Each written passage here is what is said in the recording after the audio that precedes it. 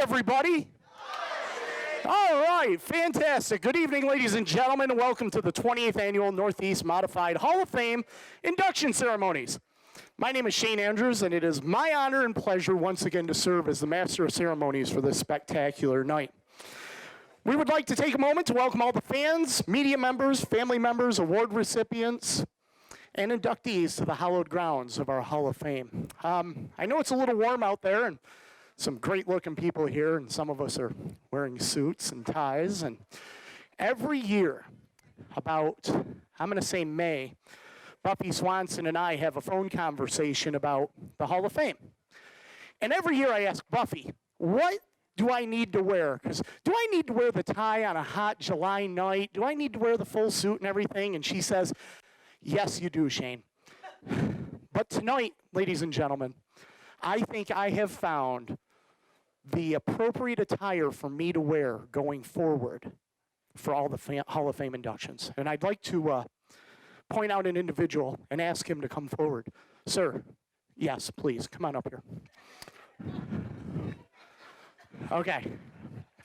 Buffy, I would like to ask, going forward, if I could wear this attire, okay? Now, I just want to point out a couple of things. First of all, man, you were kicking it. I like that. You're seriously styling it, all right? The shoes, the socks, the shorts, the tie, okay? This is screaming Shane Andrews, okay? Thank you, my man, for being a trendsetter. All right, give him a round of applause.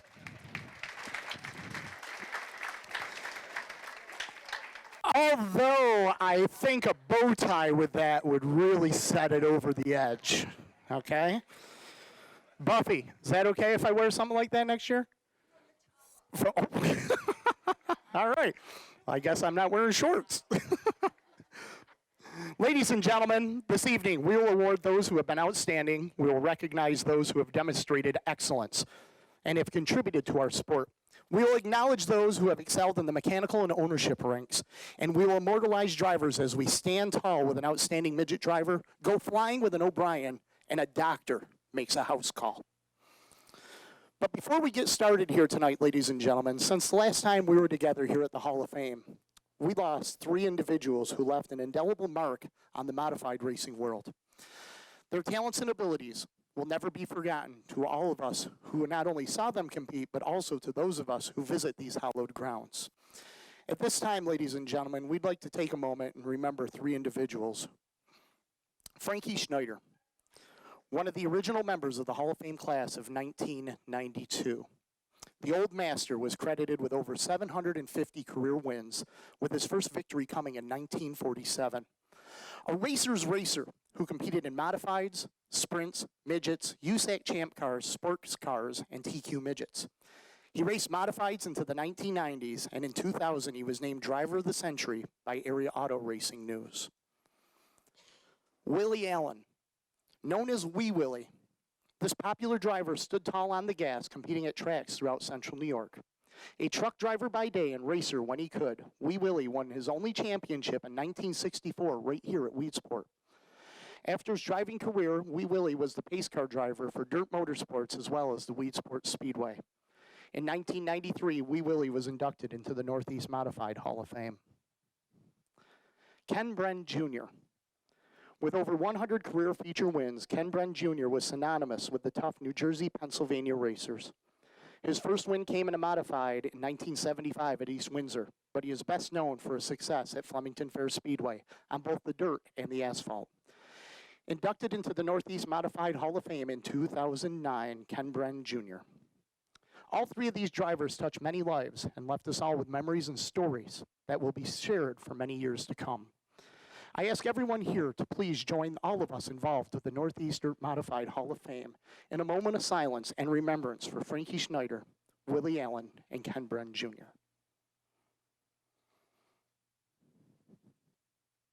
Thank you. We have some very special guests here with us tonight, ladies and gentlemen, as the Hall of Fame each and every year brings out friends, family, and familiar faces. It gives us a chance to get together and do a little bench racing in July to reminisce about the stories that all of these plaques and all of these cars and all the momentum here in the Hall of Fame share. So as I say hello to you and welcome you back, would you please give these individuals a round of applause? From the class of 1993, Guy Robinson. Hi, Shorty. From the class of 1994, he received the Leonard J. Sammons Jr. Outstanding Contributions to Motorsports Award. And he was also the man that was behind this very building to get the Hall of Fame started. Please welcome back, if you would, Mr. Glenn Donnelly.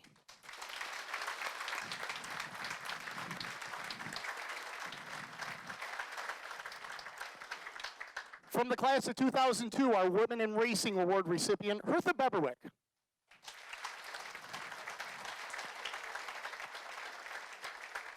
From the class of 2003, our car owner, Gene DeWitt Car Owner Award recipient, Mr. Jim Sensabaugh.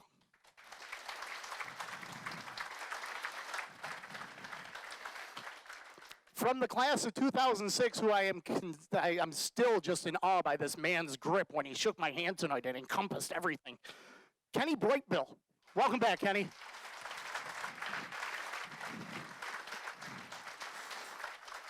I saw him race a car, and I'm glad I never pissed him off, because he would have just, out of the way, Baldy.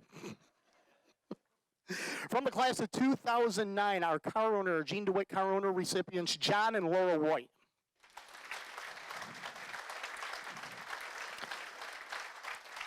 From the class of 2010, she was our Women in Racing Award recipient. She is also our Hall of Fame committee chairperson, Buffy Swanson.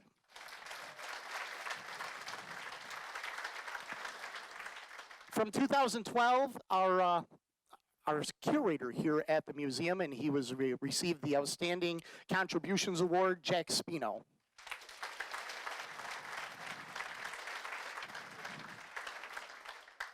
From the class of 2013, and you have her to thank if you don't like me as an announcer, because she gave me my very first break, and that's Marcia Wetmore. Marcia, hello.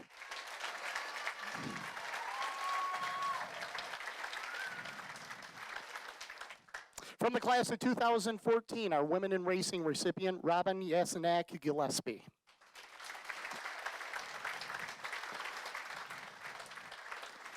The recipient of the Ownership Award from 2015, Mr. Al Hankey.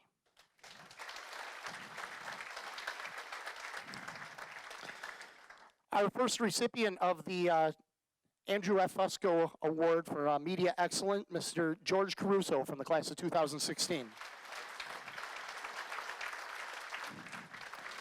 Also receiving the Andrew F. Fusco Award in the class of 2017, joining us tonight, Lenny Sammons.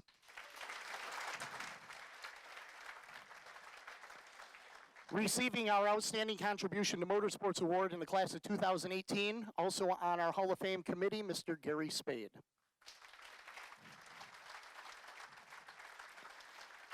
And we want to welcome those who are sitting anxiously and nervously over here in front of the West Moody Modified, the class of 2019.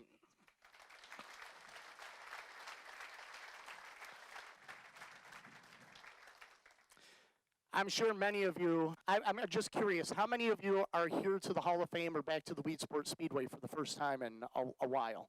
Put your hands in the air. What in the hell have you been waiting for? This place is beautiful. Look at all the history here. You've got to go down and see what Mr. Hankey has done at the Weedsport Speedway, ladies and gentlemen. This place is beautiful. It's beautiful. And I insist, all of you, come to the after party after the Hall of Fame inductions tonight to see what is going on. We wouldn't be here today without the assistance and care of some very special people, and without their support, we would not be here. And we want to say thank you to Mr. Al Hankey. Thank you, Mr. Hankey.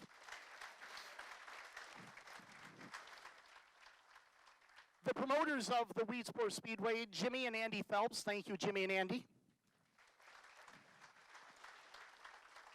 And we also have to thank Betsy Angelone and her entire staff here at Weedsport. Thank you, Betsy. And how about a round of applause for everybody from Weedsport putting on our happy hour beforehand, our reception here tonight. Thank you very much. You know, every year there's some individuals that have an undaunting job of trying to figure out who is going to be enshrined in these walls, who are going to receive the awards each and every year. It's a task of love because there's a lot of banter, a lot of debate, and a lot of thought that go into this process. And there's some individuals that need to have that recognition for their time and efforts that they put in to put this together. Our chairperson, Buffy Swanson. Our historian and Central New York correspondent and board member, Gary Spade. Our treasurer and Northern correspondent and board member, Gary Rowe. Our Southern regional correspondent, Lenny Sammons and Steve Barrick. The Central New York correspondents, Joe Murata and myself. Representing Western PA and Ohio, Brian Spade and Walt Weimer. Our legal counsel, Adam Fusco. And of course, our museum curator and board member, Jack Spino. We would also like to thank our board members, Rich Appleby, Harry Alkema, Dan Kapazinski, Corey Reed, Carl Schartner, and Tom Skabinski. Would you please give them a round of applause?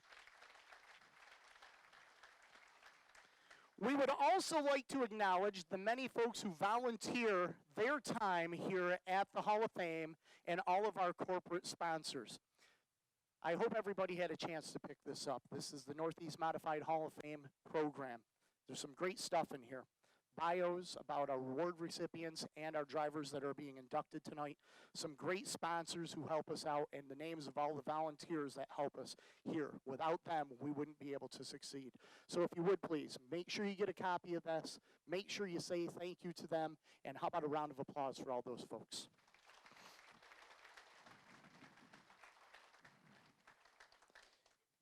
On display tonight, we have compliments of Gary Tetz.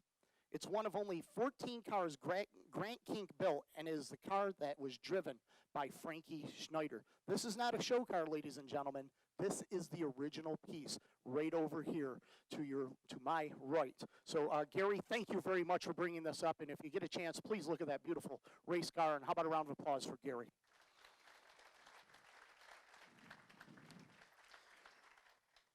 Fred Voorhees, he is here tonight. Hi, Fred. How you doing back there? Fred is with the Auto Racing Research Associates, and they have been helpful in compiling the stats for our Hall of Fame drivers, most notably Pat O'Brien and Danny Johnson here tonight. Their stats are here. They are available. Make sure you get a copy of them and check them out. They have some great stats on a lot of drivers. Fred, thank you very much. Please give them a round of applause. Okay, so this is the portion of our program where the drivers' meeting has pretty much been concluded for you two drivers. Okay, for the rest of you, this is where we are going to get into the meat of things, if you will. Call it hot laps, was what I just did. Now we're going to move into our heat races, if you will, okay, for our racing analogies. And I ask this every year, and I just want to make sure, because we do have a lot of things to go through, and we're going to go through it as best and as fast as we can. Does anybody need to hit the restroom?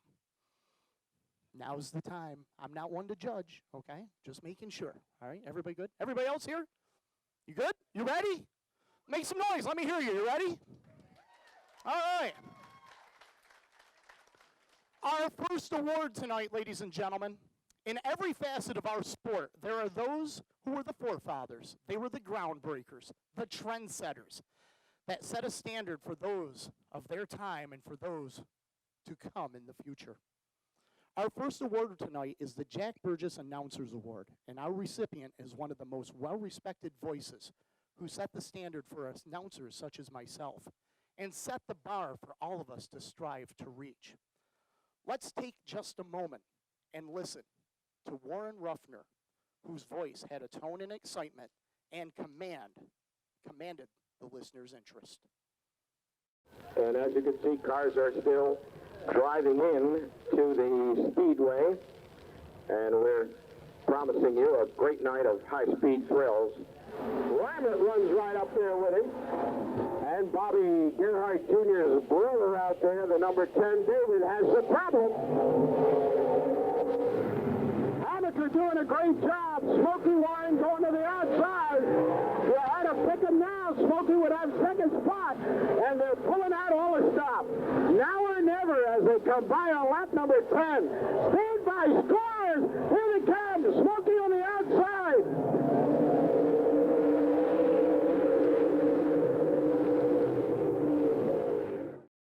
Ladies and gentlemen, to speak about our Jack Burgess Award recipient, please welcome a well-respected racer who was given the nickname Mr. Excitement by our award recipient and inducted into the Northeast Modified Hall of Fame in 2006. Please welcome Kenny Brightbill.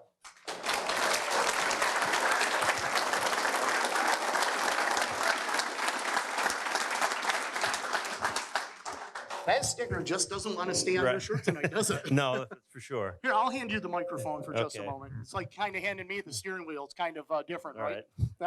Ken, welcome back to the Hall of Fame. And first question I have for you about Warren Ruffner is, as a driver, when he bestowed upon you that nickname, Mr. Excitement, what was your reception to that? Well, I usually didn't hear it, from where we are in the car, but he was always giving everybody a nickname, and the first one he gave me was a Shillington slingshot because I lived in Shillington. And then it was Mr. Outside, and then it was Mr. Excitement. When you had the chance to listen to him when you weren't in the race car, what was it about Warren that brought the people to their feet and got them excited? Well, he used to always, one of the things he did was he always said, who has a hot shoe tonight? And he'd crank all the people up, and he'd name at least 10, 12 guys, and really get the people all cranked up while we're going around in the parade laps. I didn't hear a lot of that, but I knew he did it all the time, and that sometimes if we were just starting the cars up, you could hear the people roaring, because Reading used to draw a lot of people, and you could really hear the people hollering from the stands. When you would pull into a pit area and Warren was making some announcements, what was the first thought that went through your mind when you heard his voice? Well, you knew that he was going to get the people all cranked up, and there was going to be a lot of good racing, and everything went good. He elevated the show, didn't he? Yeah, he really got everybody excited, and he started, actually when he got his start, he was helped work for a radio show, a radio station, selling advertisement and stuff. And the way he had an announcer come to the track for the first night, and the guy backed out and said, "I can't do this." And he handed the mic to Warren, and Lindy Vicari was there, and Lindy said, "You take over, and I'll help you." And that's how he started, and he became one of the best announcers that I know of. He set the standard for all of us that are Right. out there. And Warren even spent some time in the booth at Syracuse for Super Dirt Week and elevated that to another level as well. Right. When you look back at your career, would you say he's the one announcer that you probably spent the most time talking to? I probably would, yeah. He was never short on words. When I first started racing and he got me up there to talk to me, the answer was yes or no, and he knew right away to fill in, So, because I couldn't say too much because I didn't, it's on the bashful side, so I didn't say much. Well, you paid attention because you did a great job here tonight. Kenny, thanks for coming up and sharing your thoughts about Warren with us. Okay, thank you. Ladies and gentlemen, Kenny Brightbill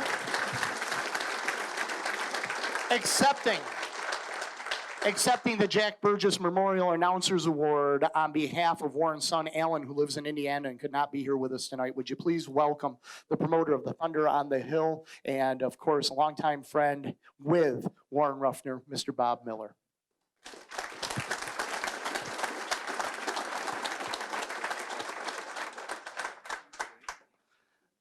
Bob, great to see you. Welcome to the Hall of Fame. Warren Ruffner set the standard. And as a promoter, that's the kind of announcer you wanted, isn't it? Yeah, absolutely. But I go back to my childhood when I went to Reading.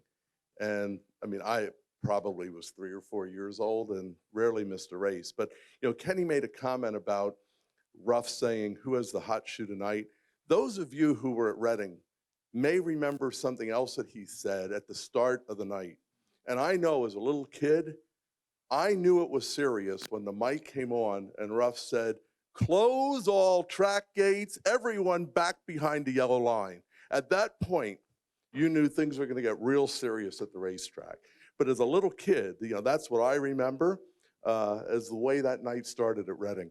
And you had the chance to not only be a fan listening, but also to work with him. We developed really a great relationship. We would travel with one another to Bridgeport, Penn National. Every October, we came up together to go to Syracuse. Just a lot of great times. And I was reading a lot about Ruff just lately, things that people were saying, and there was a comment, and I want to make sure this comes off the right way, but a lot of comments about he was not political. He said the right things when the microphone was on. He knew exactly what to say at the right time, and that is true. But what was funny about Ruff is what he said when he turned the mic off. And at times you would freeze and think, I hope the mic was off when he said that. He said some of the just outrageous things that were just hilarious.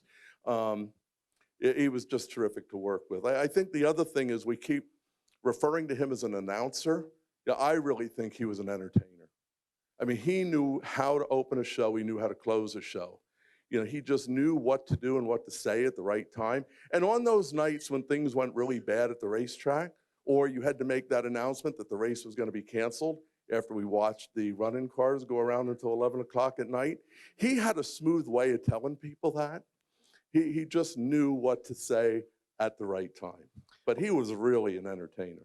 Bob, we appreciate you coming up here and accepting on behalf of his son, Alan, who couldn't make it tonight. And I did speak with Alan, and he regrets that he couldn't be here because of some travel arrangements that he had in advance. He does plan to come here and visit the museum, and he's very appreciative of the recognition that's being given to his father. So thank you all. On behalf of the Northeast Modified Hall of Fame, ladies and gentlemen, the Jack Burgess Memorial Award to Warren Ruffner. And it's my pleasure and honor to be able to present this award to him tonight.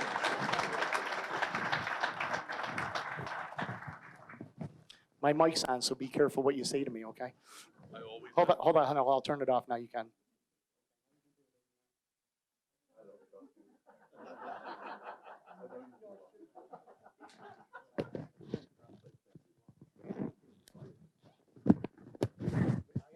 Hold on. Yeah, the first rule of announcing, turn the microphone on. First time I ever went to Grandview to do the Super Dirt Series, we were down there working, went down with Corey Reed and a few other folks, and after we got out of the racetrack, we decided, well, we need to go get something to eat. So we happened along this little diner not far down the road, and when we walked in, there were only 3 people in the joint, Bob Miller, his wife Donna, and another gentleman.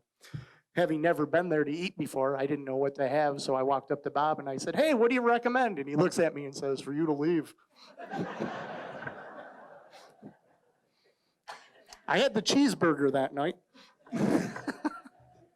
but I didn't leave. Pennsylvania won't want me back either. Ladies and gentlemen, our next award recognizes the talents and dedication of an individual who made her mark with her success and contributions to racing. Balancing a career, family, and operating a racetrack seemed to come easy for this year's recipient of the Outstanding in Women in Racing Award.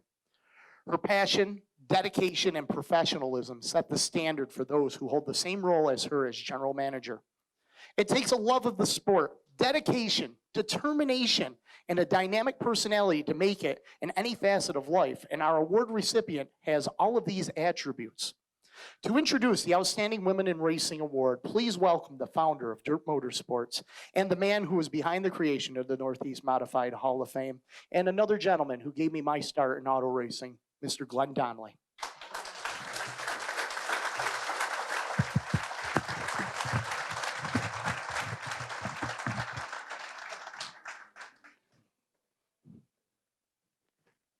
Naturally, I need notes. I'd first like to thank, really meant a lot. I remember back in 1990 when we first started building this museum. Jack Spino was right at my side building everything. He really had it you know, with every intention. We had to have the floors, the certain, you see the epoxy, and the ceilings had to be just right. And, you know, Jack is still here. He was on the payroll till 2014, and then he went off, but he still stayed. And, you know, a real thanks. He's a great guy.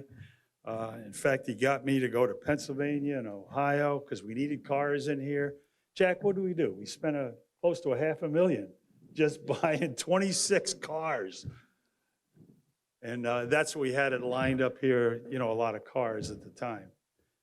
And so with Jack and, of course, all his volunteers, you know, they deserve a lot of credit. And again, I don't know how much longer Jack's going to be here, but he keeps telling me it's almost over, but I don't believe it. And the other party who started with me right off the bat was Andy Fusco and Gary Spade. And these two guys, the only thing I got involved with was the induction of that first group in '92. And from there on, I never had anything to do with any of the inductees. But Andy and Gary did a terrific job. And then, of course, Andy died in 2015, unexpected. And Gary retired, and along come Buffy. But Buffy's been around a long time. I think I've known her almost all the time I've been around. And, but she deserves a real credit. That's why all the people are in here, and it's a terrific, you know, achievement what Buffy has done to keep this thing going. So those two people and all their volunteers, and all these people are volunteers today, so they really do deserve a real round.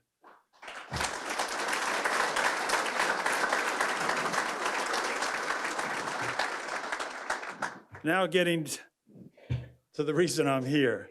Without a doubt, Orange County Speedway in Middletown was key to the overall success for dirt motorsports. So it was critical to have the right person in charge of the operation. The person not only needed to have a background in motorsports, but also required to deal with so many agendas and variables, most important being the right personality. To deal with all this, from 1983 to 2004 was the time that I was running Middletown. And I depended on Joanne Chadwick to do all the things I needed. She hired the employees, dealt with the sponsors, did a terrific job with sponsors. I don't know any night we didn't have more than 2 or 3 sponsors in the tower. No worries. I just wanted to make sure you were shutting that. Okay. The media, the race car teams. She was the one who made the clock tick. How are you? As George Caruso once commented, Joanne Chadwick was the calming influence who kept the waters flat. And George, I think that was right. Joanne was a real gift to me and the sport. She had a tough job, but always gave it 100%. Running not only the racing at the track, but also our concerts. Middletown did 5 or 6 concerts every summer, and we attracted anywhere from 10 to 17,000 screaming fans. And if anyone knows about concerts, that is a tough grind for a 4 or 5 hour period. You got them there. And you had to give her all the credit in the world for keeping up with the track, and of course our race directors, Robin Manus, Jay Castamore, Will Cagle, and Corey Reed. And I think Corey's the only one with us here tonight. And these guys were the best at what they did. And they all did an awesome job at running Middletown because the numbers were staggering. Joanne Chadwick not only accomplished so very, very much, but she also got it done the right way with class and dignity. I never got a call complaining about her work. Watching Joanne,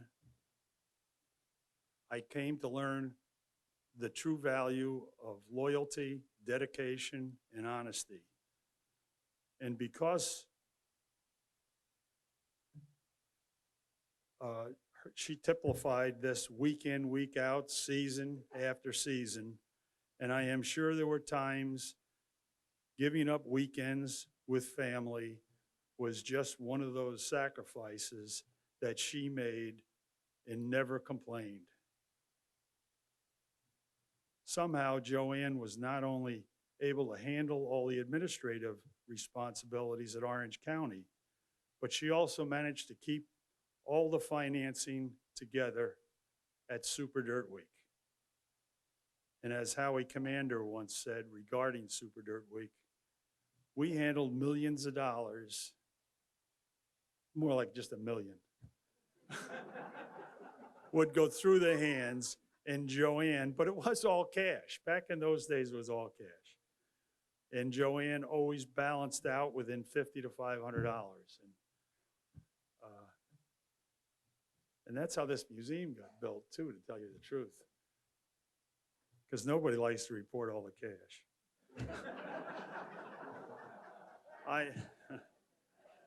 I am really honored to be asked to be here with my cousin, Joanne, and her husband, Gary, her daughter, Brooke, and son, Brett, and friends, to celebrate the well-deserved honor of being inducted into our Sports Hall of Fame. Good job. Ladies and gentlemen, if you please would welcome our Women in Racing recipient, Joanne Chadwick. Congratulations. A well-deserved and long overdue honor, in my opinion. It is my honor to be up here sharing this moment with you. How does it feel? I'm coming. I said the same thing. I'm so glad to see all my friends again. I feel like I grow up with you guys. As Glenn mentioned, there was a lot of responsibility and you handled it so well. What was your motivation? I always do everything 100, 110%. If it was the family business, it was. My husband did the program and the stats. My son stole programs in the stands. My daughter ran the kids club.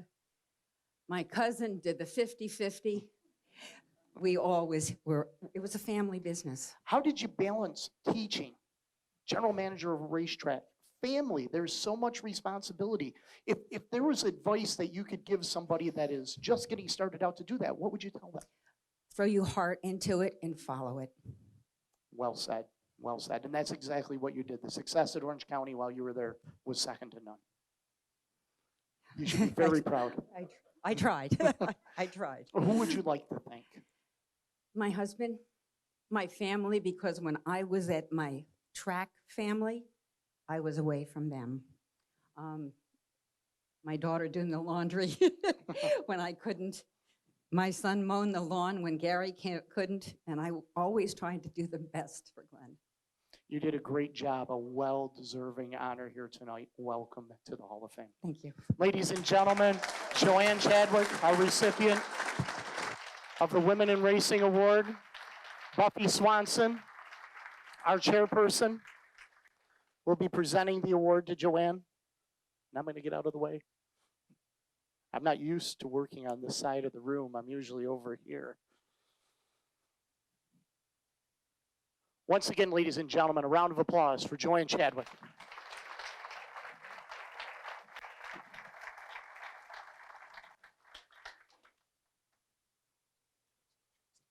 And as a reminder, thank you, Brian, we will be doing more photos at the end, and we encourage everybody, our award recipients, our drivers who are inducted into the Hall of Fame, please stick around. We'll get group photos, family photos, and everything at the conclusion of tonight's presentations. Hi, Andy. How you doing? You are missed. Look out and see all these beautiful people here tonight. Our next award is in your honor. What's that? No, Howard's not speaking tonight. I promise. Lights, camera, action. Those are some of the words that have been said by our next recipient. Maybe not in that order. Maybe not all in the same sentence. Hell, maybe not even in the same night. But at least once I've heard him say that. Since the inception of the Andrew S. Fusco Award for Media Excellence, we have honored writers, publishers, and tonight is a first, as we honor a videographer. And in my opinion, in order to be the first at anything, you have to be memorable. And our recipient is someone you can't forget, as he has left his mark on the Northeast racing scene. After all, this man has been keeping the memories of racing alive with video for over 42 years.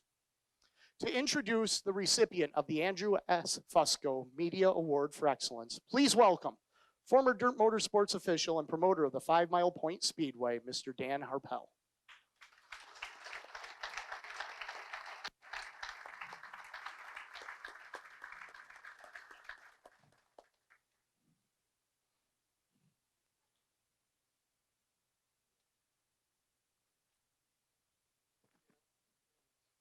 Buffy said you don't have to wear pants next year, right? Okay. It's all in how you read the rule book. Exactly. She said from here up, so. And my recollection of Warren Ruffner, by the way, was here they come, there they go, as they come down the home stretch. But first of all, I want to congratulate everyone that's being honored here tonight. It's a true testament to your dedication to our sport. I have to say that I am deeply honored that Mel asked me to speak here tonight. Our friendship goes back nearly 40 years and has taken us on an amazing journey. My grandparents, Irv and Anna Heath, were the founders of 5 Mile Point Speedway. Back in the late 70s, a woman named Margaret from Waterloo used to come to 5 Mile quite often, and she struck up a friendship with my grandmother, who would save her a seat. In return, whenever we came up to Weedsport or Rolling Wheels, Margaret would save seats for us. Well, it was through Margaret that I first met Mel Thomas, and we've been friends ever since. So who would have thought after all these years I'd be standing here before everyone honoring Mel, my good friend. So Buffy asked me to speak about my friendship over the years with Mel. So here goes, Mel. When Glenn Donnelly hired me in 1985 as Director of Marketing and Public Relations, my friendship with Mel really took off. In my years running the Super Dirt Series, we logged a lot of miles, traversing the Northeast from racetrack to racetrack, having a lot of fun along the way. Mel's been there through many monumental moments in my racing life. We collaborated on a venture called Video Proposals, where we created videos for drivers to use in their pursuit of sponsorship. When I went home to take over the reins of 5 Mile Point in 1989, Mel made sure that our video needs were taken care of. As a matter of fact, we worked together to produce a monthly television show called Get to the Point. And that's something I think we're both still proud of to this day. During that time, when I needed a new announcer at 5 Mile, Mel stepped up to the plate, making the 2+ hour trip every Saturday from Geneva. Not only did he announce, but he also wrote the results story before heading home each night. And he also served as announcer and videographer for my brother at Tioga Speedway. Several years ago, I took over the promotion of the Southern Tier Speed World Car Show. Mel's had a Thomas video booth at the show each and every year. When Gene Cole hired me in 2012 to take care of the track prep at Utica Rome, guess who was and still is the videographer? Mel Thomas. In 2014, I acquired the lease to what was then known as Black Rock Speedway in Dundee. Mel didn't hesitate to come on board as a track announcer, a position that he still holds today. Mel and our good friend, the late Steve Kellogg, were invaluable in helping me put together a staff on short notice. And of course, in addition to his announcing duties, Thomas Video was once again the official videographers. There's a common thread here. Mel has always supported every endeavor that I've been involved in racing, and it hasn't gone unnoticed. And it goes beyond just racing. When my father passed away last November, Mel and Matt made the trip to Binghamton to pay their respects. And that really meant a lot to me. So that's a very brief synopsis of my history with Mel. His contributions to me are just a tiny segment of the contribution he's made to racing as a whole. He's made a major impact on our sport with his incredible dedication. I'm not sure how many people realize just how instrumental Mel has been in the documentation of racing for the past 5 decades. If there was an important race in the Northeast, chances are Thomas Video was there to capture the action. Mel's been an announcer at many tracks, has hosted multiple radio shows, was a TV host, a producer, a videographer, an editor. He was on the ground floor of This Week on Dirt, as well as the Dirt Vision Cybercast. His passion for racing and videography has certainly been passed down to his sons, Mike and Matt. Mike works for WCCB TV in Charlotte. Matt works in the IT video department at Hobart College and is heavily involved in the Dirt Vision internet programming. And when you see Mel, Matt's usually right by his side. Jeez, do I sound nervous? Mel mentioned that he's put over 300,000 miles on his 2007 van. That's just in the last 12 years. He's logged well over 1 million miles in his quest to document auto racing for all of us. Think about that for a minute. It truly is amazing how he keeps up the pace, but he's fueled by the passion for this sport. He spends the summer shooting videos at countless speedways in the Northeast, then spends the winter at numerous car shows selling his award-winning videos in the very popular Smash and Crash video series. And while he takes his work serious, he's never failed to have a good time, right, Mel? And we've had many good times over the years. The Steve Podolak video comes to mind. Or when I put the nail through my hand when we were doing the TV show. There was the man bra. We won't talk about that. And remember when poor Bill broke his toe in the middle of the night at the car show, and he was the only one that was sober. They say behind every successful man is a good woman. Diane, his wife of 50 years, is the backbone of the Thomas family, and who, in my opinion, is worthy of sainthood. So Mel, thank you for all that you've done for our sport and for your dedication and commitment to preserving the history with unquestionably the largest library of racing videos from virtually every track in the Northeast. You are truly a pioneer in the industry, and you continue to be an innovator to this day with your latest endeavor, Race Flicks, where you can relive some of the greatest moments of the past. I can't think of anyone more deserving of this honor, so light up a cigar and savor the moment, because you've certainly earned it, my friend. Thank you, Mel.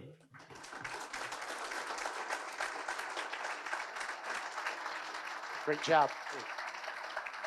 Ladies and gentlemen, if you would please welcome the recipient of the Andrew S. Fusco Media Excellence in Media Award recipient, Mr. Mel Thomas.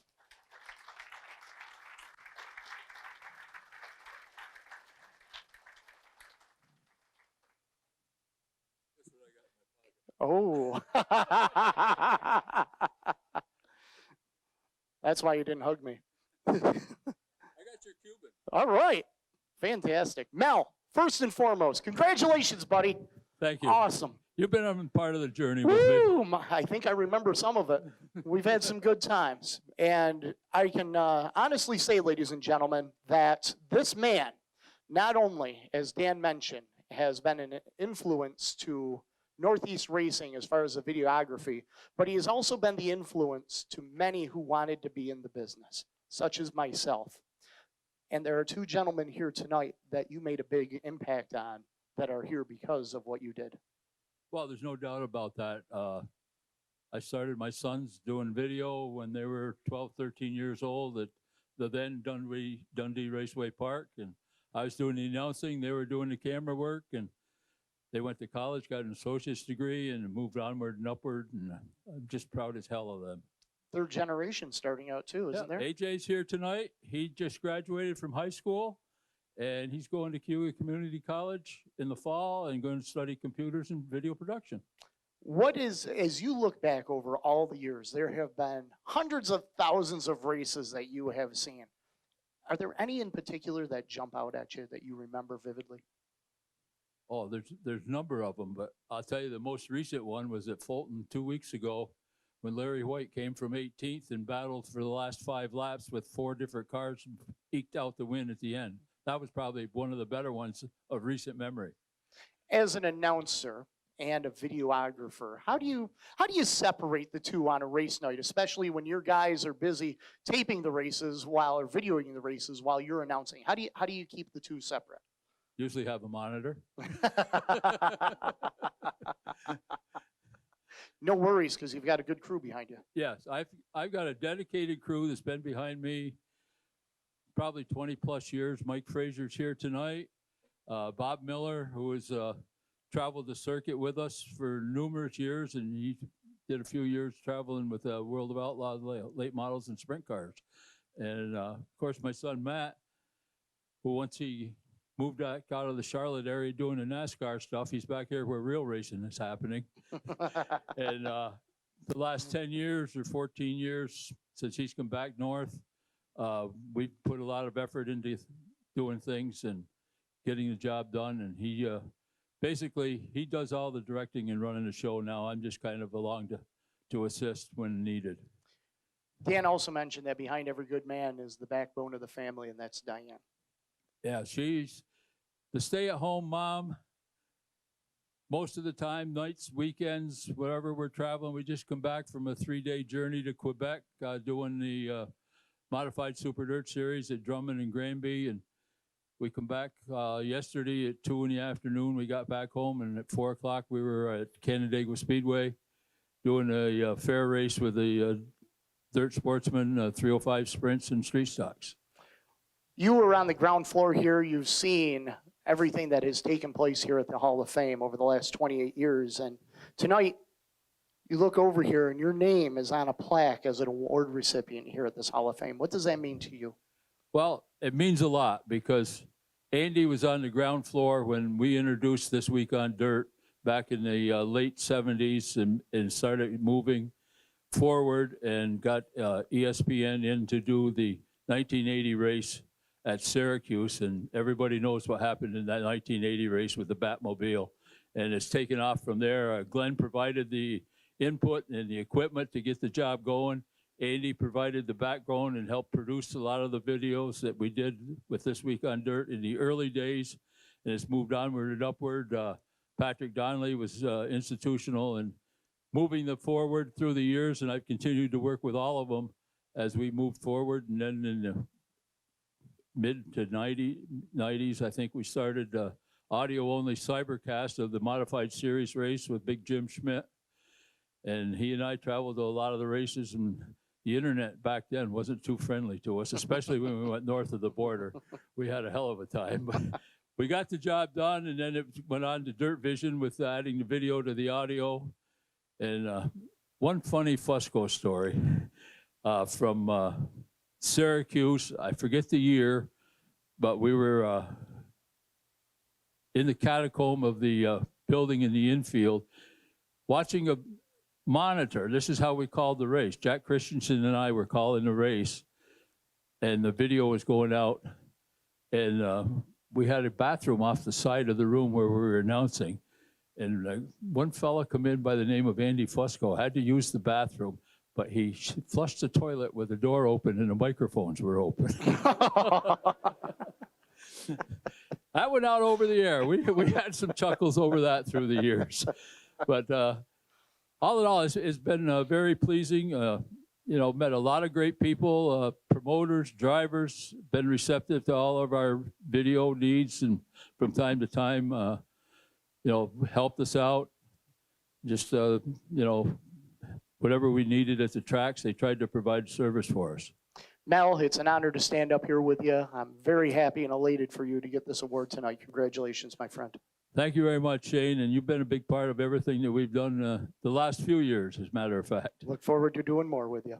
Ladies and gentlemen, the recipient of the Andrew S. Fusco Excellence in Media Award, Mr. Mel Thomas. Adam Fusco, our Hall of Fame legal counsel, and Andy's son to make the presentation here tonight.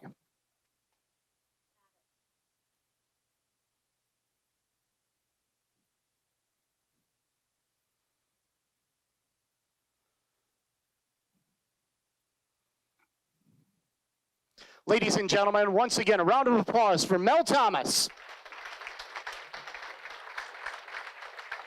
And ladies and gentlemen, at this time, I'm going to turn the microphone over for a few words on behalf of the Hall of Fame. Please welcome our legal counsel, Mr. Adam Fusco. Thank you, Shane. The hallowed halls of this institution are on display and showcase here tonight as we celebrate drivers, car owners, journalists, contributors, wonderful people throughout the sport. But one thing we shouldn't forget is that events such as what we have here tonight are powered by the fervent engines of volunteers. And so with that, I solicit your donation if possible. If you can contribute, it's what keeps events like this going. I see a little bit of space on the 50-50 fundraiser. And, you know, if you could kick a little something in, that would go a long way. But as my dad would tell me in this situation, and Shane could attest, he'd say, "Yeah, Adam, you got to sweeten the pot. You got to make the people, give them some of what they want." So with that, how about we add a little something to it? My dad authored a few books. I got two here in front of me right now. The Pine, which is the biography of Jim Champagne, whose car is in the back corner here tonight.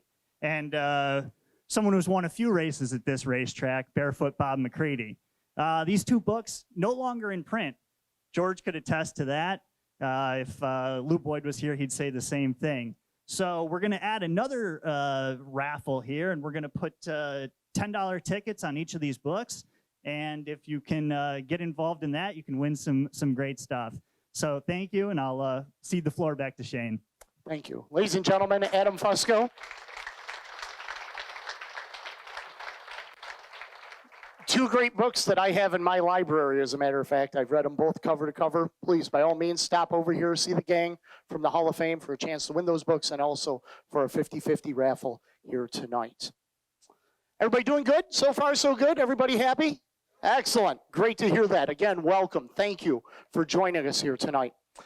Our next award is the Erie Auto Racing News Leonard J. Sammons Jr. Award for Outstanding Contributions to Racing. This award recognizes an individual who has gone above and beyond what we see when it comes to the races. Contributions that have helped mold and change our sport for the better. To introduce our recipient, we have a very special video. To tell you more about this, please welcome back Buffy Swanson.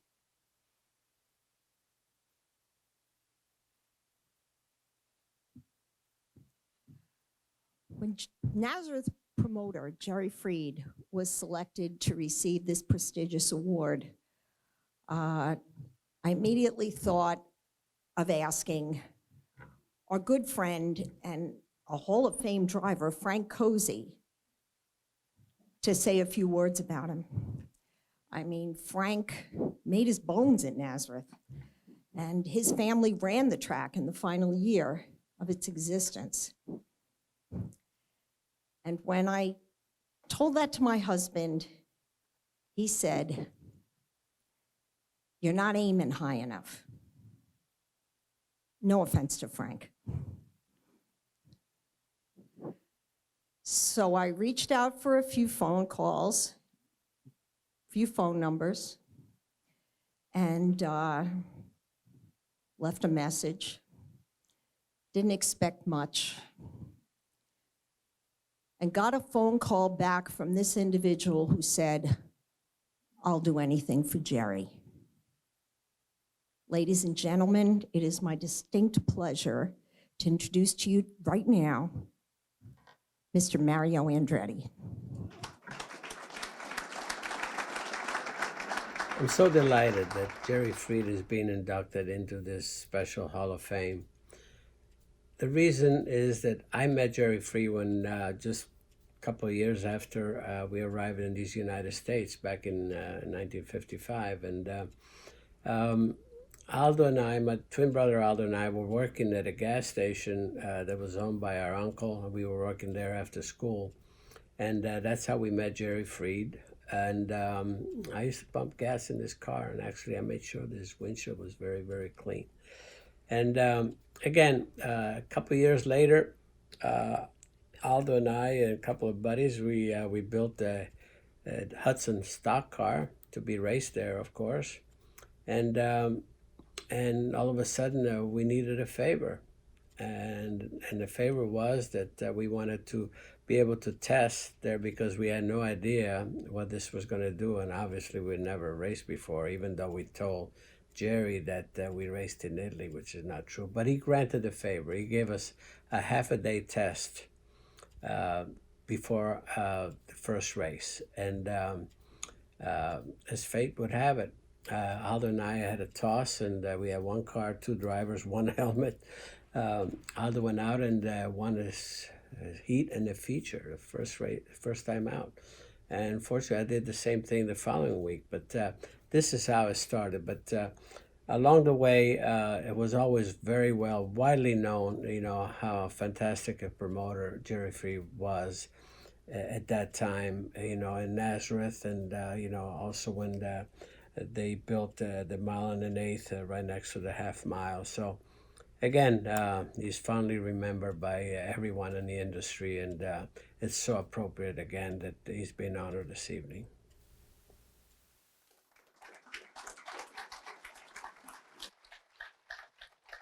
Ladies and gentlemen, if you would please welcome the GM at Nazareth under Mr. Freed, accepting on the behalf of the family, Mr. Jim Hans.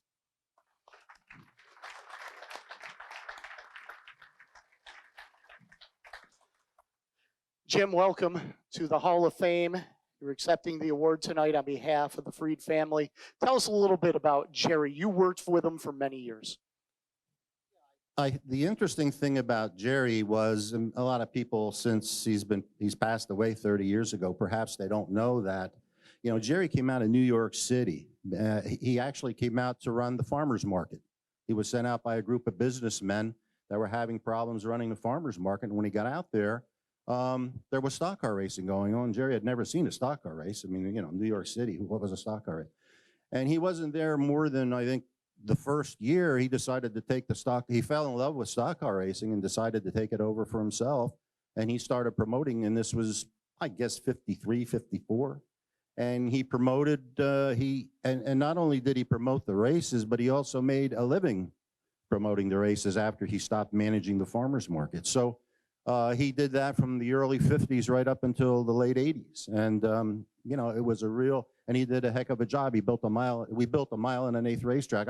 I started working for Jerry in 1964 when I was in high school, and worked there building the big racetrack while I was in college. So, and I think Kenny would say that one of his biggest thrills in racing probably was going down the backstretch at Nazareth National under the lights with a big field of 40 cars, and it was something that in those years you didn't have mile and an eighth racetracks lit up for night racing. It's not like now, and so it was way ahead of its time, and that was one of the things that Jerry accomplished. Unfortunately, didn't have the financial means to keep the track, but it would have never been built. It ended up being Roger Penske's track, and now sits there. It's nothing, but unfortunately, that's the way things go. But he was an innovator, really. As an innovator, what are some of the things that he did that influenced you to make you better with the GM and the promotion of the track? Well, what Jerry didn't even like the word promoter. Jerry liked the term race producer. He thought putting on a race was actually putting on a form of entertainment. So we were one of the first tracks, and this came from him, to try to get, one heat coming on the track when the other heat was coming off the track. He also, and this is maybe good and bad depending who you took him to, he brought a lot of different shows in. And he brought, sprint cars in, midgets, fireworks, all different kinds of shows to appeal to different kinds of people to try to get them to come out to the racetrack. He also, in the younger days, when the insurance companies would allow it, he also brought the cars around, and we had kids riding in the stock cars day. And, you know, you take a Harold Copes #1, which I see up on the wall there, will come around, and about 18 kids would pile into the car and and drive around. Insurance companies don't allow it today, but drive around the track. And that's how a lot of young kids got involved and fell in love with stock car racing. And of course, the big track, as I said, that was really innovative, and it took a lot of work. And we had a dirt championship car race there in 1969 that Mario won after he won, you know, at Indy. So. But Jerry was always on top of things and thinking ahead. And then later on, right before I left, we got, again, a lot of criticism, but Jerry was concerned. We all were concerned with the rising costs of stock cars and the lessening of the fields already back then, which was in the early 80s. So Jerry came on and brought a track tire out, which received a lot of criticism. You know, guy says, a lot of guys stopped racing at Nazareth. Some guys did and said, I'm not racing on a track tire. You know, and the only reason Jerry, Nazareth was always hard on tires. You know, Nazareth is a cement town, and they'd open the stacks up at night and blow cement out on the track, cement dirt. And it was always a hard track. Jerry was trying to find a way out to cut costs and keep more guys in the sport. And that was the beginning of it. And today you see track tires at a lot of tracks. I don't know, maybe most tracks, I don't know. But those are the kind of things he was always trying to think ahead to try to keep things going as long as possible. Okay. Jim, we appreciate you coming out here tonight, representing the family and accepting this award on their behalf. Thank you very much for sharing a little bit of history about Jerry with us. Thank you. Ladies and gentlemen, a round of applause for Jim Hans receiving the award for the outstanding contributions, the Leonard J. Sammons Jr. Award for outstanding contributions to racing. Lenny Sammons, owner and publisher of Erie Auto Racing News, presenting the award. Would you please give them both a round of applause here, ladies and gentlemen?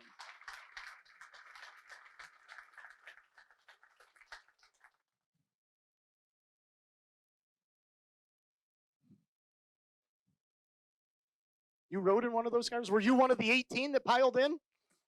Easter Sunday. I've lost my pen. I'm sorry. Oh, there it is. Okay. I want to take you back on a little trip, if you would, okay? Let's close our eyes for just a moment. One of those Scooby-Doo flashbacks. Picture it. It's 1987. There's a young man starting his shop class at his high school. Curly-haired kid, had a lot of ambitions.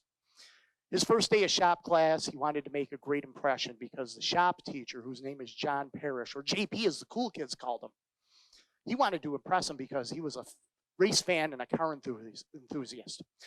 So JP, in front of the class, says, okay, I'm going to go around the room. I'm going to ask each of you, what do you want to do with your lives?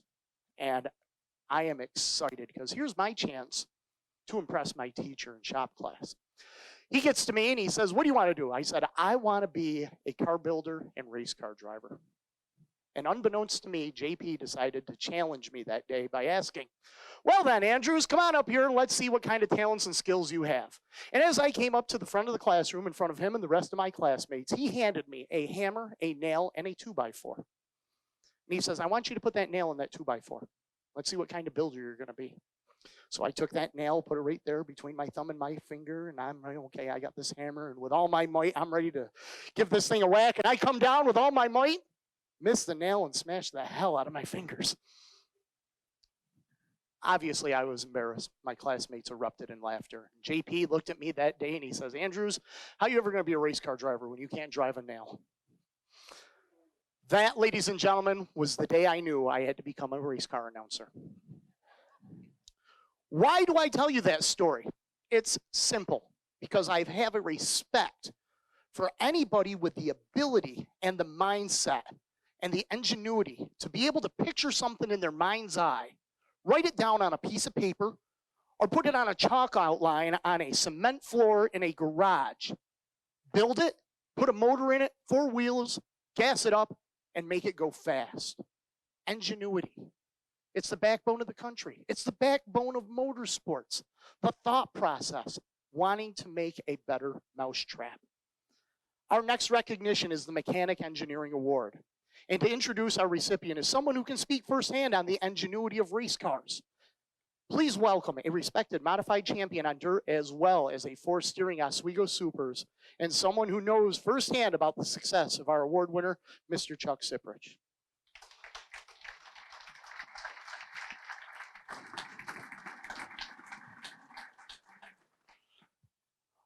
Hello, Chuck. How are you? I am well, thank you. How are you tonight? Oh, pretty good, I guess. Excellent. Let's talk a little bit about Howard Conkey. The man that we are recognizing here tonight is our Mechanic and Engineering Award recipient. Tell us about the man first.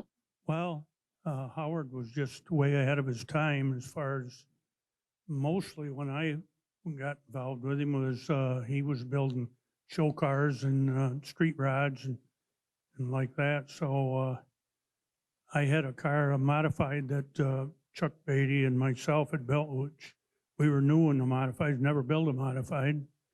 We got that and started racing that, and that wasn't going too good. And Howard said, well, you know, maybe we could get that car down there and during the winter time and cut it up and make a better car out of it.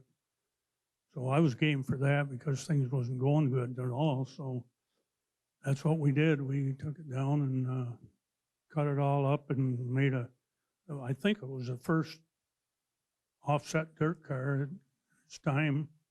And Howard was just full of ideas. And of course, we spent a lot of time in that shop. So he probably wanted to get some other things done. And he makes more money because our car, you know, wasn't making too much for him. But so we got the car together, and it just was a fast car right off the bat. And we had a lot of success with it.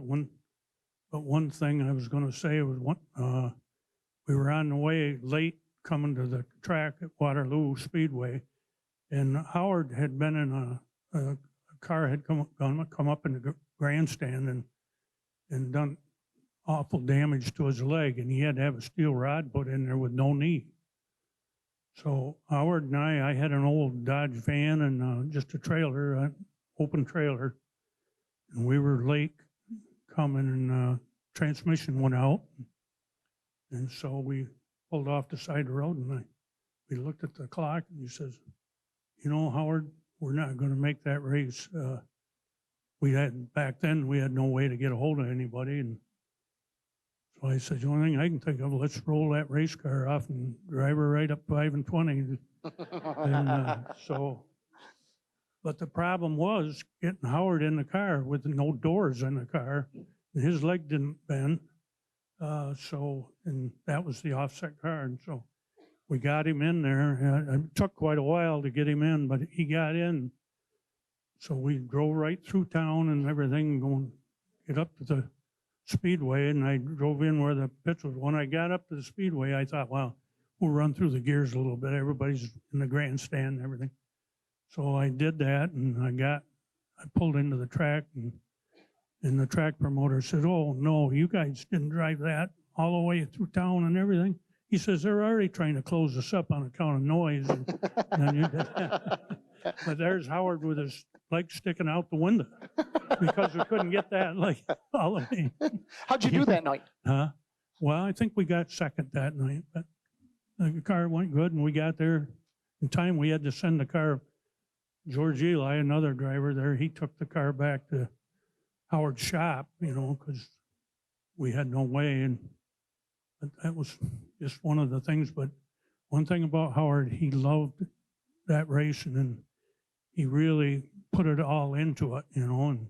And Ida, she was great too, because she'd do the numbers because he'd give away the store, you know.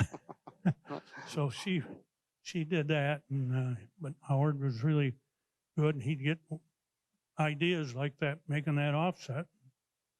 Out come the torches and cut everything out of the car and start it over. And Do you think that was his greatest innovation, or was there something else? oh no, he was great at doing anything like that, but he just loved to do something different, you know. And he built great supers too, and super modifieds, and that car was good. We won 10 features in a row, and I think 4 or 5 tracks. When you picture Howard and the look that he had in his eye, could you see that his wheels were always turning? Oh, yeah, I could see it. He always was trying to come up with different things to try to make the car go better. Just thought about it all the time. Chuck, we appreciate you coming out tonight. sharing your thoughts with us. Thank you very much. Thank you. Ladies and gentlemen, Mr. Chuck Siprich. And if you would please, ladies and gentlemen, if you would please welcome to receive Howard's Award on his behalf, Ida Konke Osterman.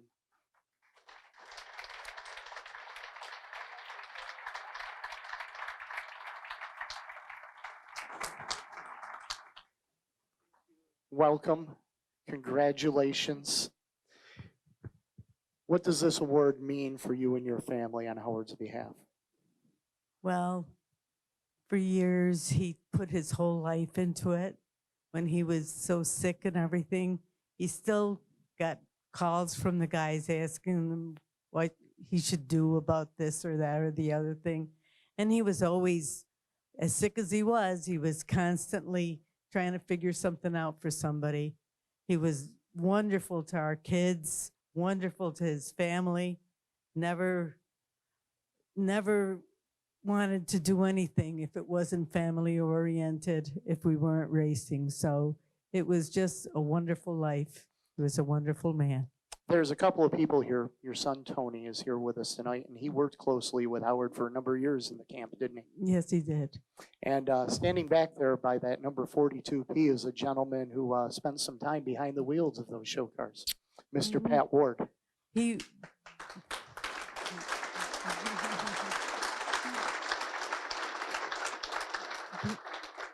We had lots of employees in the years that we had our business, and I think Pat was the most faithful of everybody, and he always gave 100% when he was there, and he was just the sweetest thing.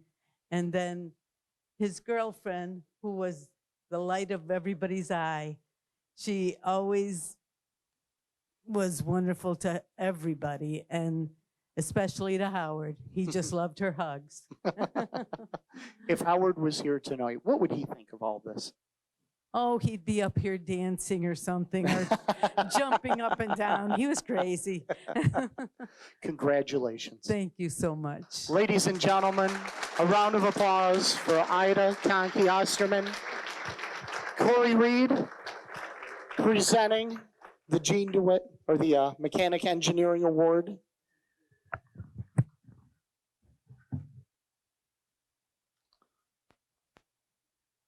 Once again, and how about a round of applause for Howard Konke, Ida Konke Osterman.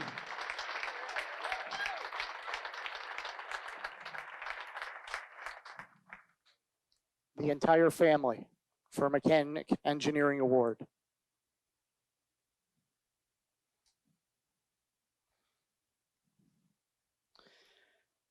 It takes a special person to put their faith into someone to represent them in any facet of life. It takes someone with a great amount of patience, faith, and money to be a race car owner. All of the drivers that are enshrined here in this Hall of Fame have talent, wins, and championships, and legions of fans. They have also, at one time in their careers, drove for someone who provided them a car to race.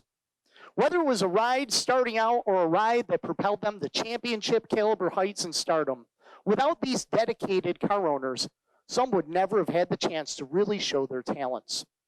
To introduce the Gene DeWitt Car Owner Award recipient is a wily veteran who ran our recipient's Deuce car. Via video presentation, we welcome from the Hall of Fame class of 1992, Will Cagle. Lucky Jordan, that was, they called him Rebel and several other things, but Lucky Jordan was what he actually went by. And so I told Lucky, I said, well, there's a little restaurant down the road, you know, I'll just take Barb and Billy, and we'll go down there and we'll have something to eat, and then we'll come back after you all get done lunch. And Lucky says, my food's not good enough for you? I says, well, I don't want to impose, you know. He said, look, he said, this is how it is. He says, you either have lunch with us here, or you're going to have to whip my ass. So I said, well, I guess maybe we better have lunch here then. So that was the start of a great friendship with Lucky Jordan and myself. At the time, down at Pittman, New Jersey, Taz Nettie said, geez, I'm gonna quit, Lucky, but I'll give you a couple of weeks notice. And he says, I'm going with Neil Williams with the red 44 sedan out of Vineland, New Jersey. So Lucky, this was at the pay line after the races at Pittman that Al told him. And Lucky said, no, he said, if you're gonna quit, you can quit right now. So he comes back out. He called me Junior sometimes. He says, well, Junior, he said, I'll tell you what I'm going to do. He said, I'm going to treat you just like a camshaft. I'm going to bolt you in for 2 weeks, and if you make it, fine, you'll stay in. And if you don't, I'm going to pull you back out and set you on the shelf, no hard feelings. So I felt like I was a camshaft there for about 2 weeks. So the first night at Flemington, we run fourth. And I'd hit the inside guardrail there, clipped it with the left front, and bent the kingpin. And I couldn't steer it, and I had to steer it with the throttle in the back end. And we still wound up fourth. And I come in, and Lucky said, you know, we don't run fourth here. And I said, well, I'll tell you what. I said, before you tow this thing home, you're going to have to work on that front end because I can't steer it. So he jacked it up, and it wouldn't even turn. He could not turn the front wheels. So I got a little reprieve there. And so from then on, Lucky pretty well, you know, we communicated real well. I went up on a vacation, I believe it was probably 62, and Lucky said, come on up, and he says, Jackie's been driving the car, and for some reason or another, he was going somewhere, and so for 2 weeks, I was going to drive the car, and then Jackie would drive it, you know, when I left. So we went down to Vineland, New Jersey on Friday night, Flemington Saturday night, and Nazareth Sunday. And the back end was real loose, and we took some stagger out of it. We put more wedge in it, and did this, that, and the other. And nothing really seemed to work too well without changing the suspension. So I told Lucky, I said, you know, I know what'll nail this back end. He said, what's that? I said, a wing. He said, a wing? I said, yeah, those super modifieds we run down home there. I said, we got a wing on them, and they put some downforce on it. And I said, all you got to do is just put a little scoop here in the back. And he said, I've done a lot of dumb things in my life. But he said, putting a wing on a car? I said, yeah. I said, I'll draw it all out for you and, you know, show you how to do it. So, and he had wishbones he had to weld together off old Ford rear end to make the stanchions up for the back. And then the front, he took a piece of angle iron and went straight across with some little brackets down to the roll cage. And he was up there welding on that thing, and he says, you know something, Junior? He says, you better give your heart and soul to God, because your ass is going to be mine if this thing don't work. And Lucky and Liz and Eileen, Annette, and Mary Lou, they were all racers' daughters. They really supported their dad, and they were strictly for the racing. And Liz, she was really a good wife to Lucky. And Lucky, he was a good friend, and I'm real proud to be associated with him. And he was a great owner, and he deserves to be in the Hall of Fame. Ladies and gentlemen, if you would please, welcome our Gene DeWitt Car Owner Award recipient and accepting Lucky's award tonight, his daughters, Mary Lou Jordan Hewish and Annette Jordan Scholl. Please welcome them to the front of the room.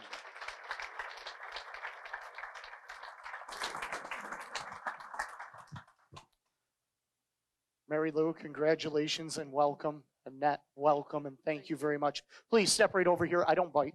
I try not to anyways. Who would like to talk? Mary Lou, you have been nominated. Congratulations. A well-deserved award for your father. Tell us a little bit about your dad that we didn't hear from Will. Oh, everything he said's true. He was quite a character, very well liked by just about everybody. Anyone, yeah. Growing up with him, we never thought of him as being anything special. But since we've gotten older, we realized he was. And he would be so honored today. There is a tale, not a tale, but a story that involves your dad at a speed shop. Would you care to share that story with us? Yeah, we used to go up to Frankie Delroy's speed shop on the way to Flemington. My dad would get fuel and some other parts and things there. And one day we were there, we were waiting in the car, and my dad comes out and he says, "Girls, I want you to meet somebody." And it was A.J. Foyt. And he came up and he said, "I'm so glad to meet you." And we were like, he was like a movie star to us because he was on TV and all. And, he said, "I want to buy you girls a Coca-Cola because I might not be as famous as your dad, but we'd like to be friends." We never stopped talking about that all the way to Flemington. We now had met a movie star. And the joke is, we call her AJ for Annette Jordan. But that was like a joke she said. I do want to thank Buffy for the wonderful words she had to say about my dad. But I want to especially thank a former driver's son that's here. He has given me so many pictures and so many things for our family. It's just wonderful to know that people remember the good times as kids, because they weren't always the great times as kids, because we were running around like little rugrats. But it's Bobby Pickle's son, Bobby. Thank you so much.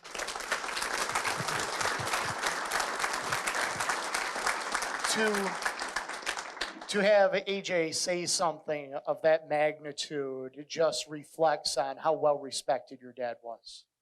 Well, he was well liked, yes, very well liked. He was the life of the party, so to speak. Congratulations. Thank you for making the trip up a well-deserved honor. Thank you for sharing with us. Thank you. Ladies and gentlemen, a round of applause, if you would, please, for Mary Lou and Annette, Lucky's daughters, receiving the award tonight for the Gene DeWitt Car Owner Award. Buffy Swanson making the presentation.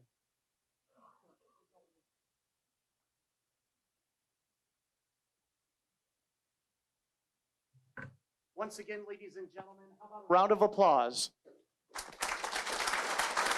Mary Lou Jordan Hewish and Annette Jordan Scholl, thank you very much.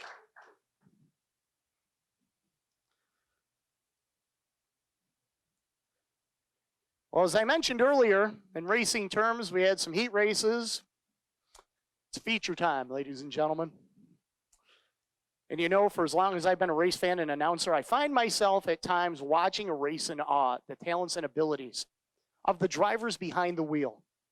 Maybe it's because it's something I always wanted to do, or maybe it's just because I admire their talents that they display night in and night out. Every driver that has been inducted into the Northeast Modified Hall of Fame has left someone breathless, excited, exasperated, even angry with something that they did on the track. Each of them has a story that has been told. Each has created memories that will be recounted. Each have stamped their mark, making them Hall of Famers. Ordinary people who are no different than you and I, becoming legends for the talents that they have displayed in a race car. This evening, we add 3 new names and their tales and their stories to be preserved for all to see and hear when they enter this Hall of Fame. In the 1950s and 60s, if you were a racer, you were defined what it means to be tough. Not only tough enough to compete every single night, but tough enough to be able to jump from ride to ride and be competitive. In this era, you also had to be versatile. Not only running on dirt or asphalt, but also being able to adapt to the variety of divisions that may have been offering a ride. These pioneers set the tone. They established the way for today's modern day warriors to have success in their cars. Being able to drive, let alone be competitive and win in different divisions, still today separates those from being good from being legendary. Our first inductee is our pioneer driver. Please welcome to the podium a well-respected racing journalist and longtime voice of midget racing in the Northeast, my good friend, Bob Marlowe. Welcome, Bob. Thank you, sir. As Shane said, our pioneer driver inductee for 2019 is Ray Brown. Now, Ray last raced in 1967. He passed away in 1989, but we're delighted to have his daughter, Carol, and grandson, Jason, here with us today. Those of you who know me may wonder, what am I doing here? I've been involved in racing all my life, but virtually all my life it's been midgets, not modifieds. Well, it was through the ARDC midgets that I first learned of Ray Brown. I only saw Ray race during his time in the midgets, and it wasn't until years later when I was working with photographer Ace Lane Jr. on the book of his father's photographs that I first began to learn about Ray's outstanding accomplishments in the modifieds. I knew about Ray Brown's records in the midgets, where in a span of less than 8 years, he won 27 races, enough races that today, more than 50 years after his last race, he's still 13th overall on the ARDC win list. That's a win list that has 180 drivers on it, and Ray is still 13th today. But more recently, I learned that in the modifieds, that's where Ray did something far more remarkable. In Orange County alone, he won 43 races in a span of less than 9 years, with 3 championships along the way. It's now been 60 years since Ray's last modified race at Orange County, and yet he still occupies 6th place on the track's all-time win list. I encourage you to read the profile in the program book because you'll see there was much, much more. Ray Brown won innumerable races and championships at other tracks. Short tracks, big tracks, dirt and pavement, modifieds, midgets. He even tried his hand at the Indy cars of the day. All of this, simply put, is a Hall of Fame career. Now, I mentioned that we're happy to have Carol and Jason here today, but Ray's son, Raymond Brown Jr., could not join us. However, he's got a very good reason for missing this ceremony. He's currently serving our nation in Afghanistan. By email from Afghanistan, he shared with me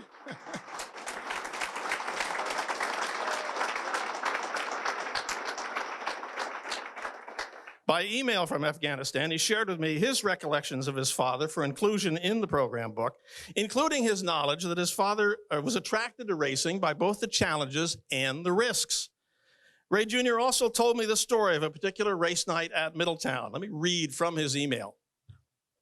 I was about 4 or 5 years old and in the grandstand with my mother.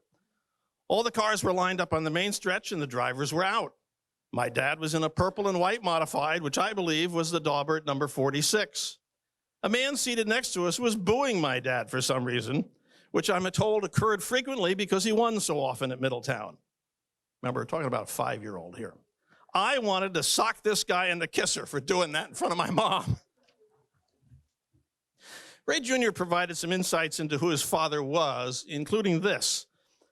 I visit the Paris Speedway in California with my son whenever I'm home and they have a sprint car or midget race scheduled. My dad would have loved that track as he was at his best on a large dirt track. And with that, I've lost my pages. How do you wind up a story without the last page? Here we go. In addition to corresponding with Ray Jr., in the weeks leading up to this, I had the opportunity to speak with Carol about her father, and she has a lot of wonderful stories. Ask her about the laundry on the car window. But there's one quick one I want to share now. Professionally, Ray Brown operated a popular service station in Elmsford near White Plains, and his reputation as a fast driver was, shall we say, reinforced by how he drove on the street. It got to the point that if a car went speeding by, the cops would look up and say, "Oh, that's just Ray.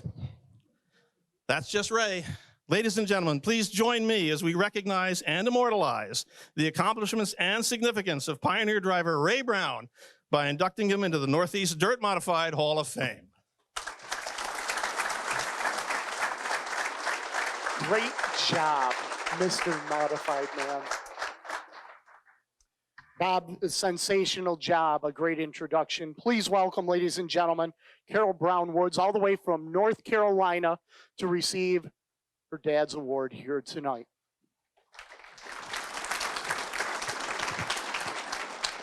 Carol, on behalf of everybody here at the Northeast Modified Hall of Fame, congratulations to your family and your dad, now immortalized here at the Hall of Fame.